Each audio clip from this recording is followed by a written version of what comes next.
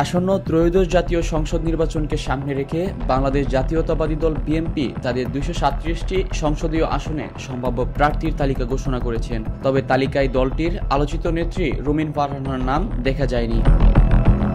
BNP সূত্রে জানা গেছে, ব্রাহ্মণবাড়িয়া ২ আসনে বিএনপি প্রার্থী হতে চেয়েছিলেন এই নেত্রী, তবে আসনটিতে আপাতত প্রার্থী হিসেবে কারোর নাম ঘোষণা করা হয়নি।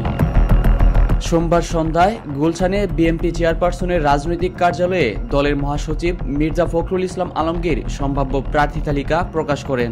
মির্জা ফখরুল বলেন, এটি তাদের সম্ভাব্য প্রার্থী তালিকা এবং দলের প্রয়োজনে যে কোনো সময় এটি পরিবর্তন হতে পারে। তিনি আরও জানান, বাকি ৬৩টি আসনে দলীয় প্রার্থী দেওয়া হয়নি। এই আসনগুলোর কিছু জোট শরিকদের জন্য রাখা হয়েছে এবং বাকিগুলোতে আলোচনার পর পরবর্তীতে প্রার্থী ঘোষণা করা হবে। প্রার্থী তালিকা চূড়ান্ত করতে বেলা ১২টায় গুলশানের চেয়ারপারসনের কার্যালয়ে জাতীয় স্থায়ী কমিটির বৈঠক অনুষ্ঠিত হয়। বৈঠকে লন্ডন থেকে দলের ভারপ্রাপ্ত চেয়ারম্যান তারেক রহমান ভার্চুয়ালি যুক্ত হয়ে সভাপতিত্ব করেন।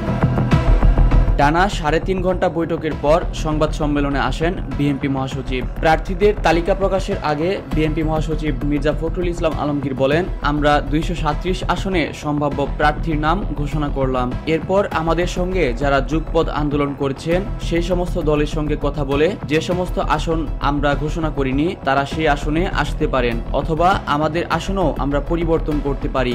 এটা আমরা পরিষ্কার করে জানিয়ে দিচ্ছি।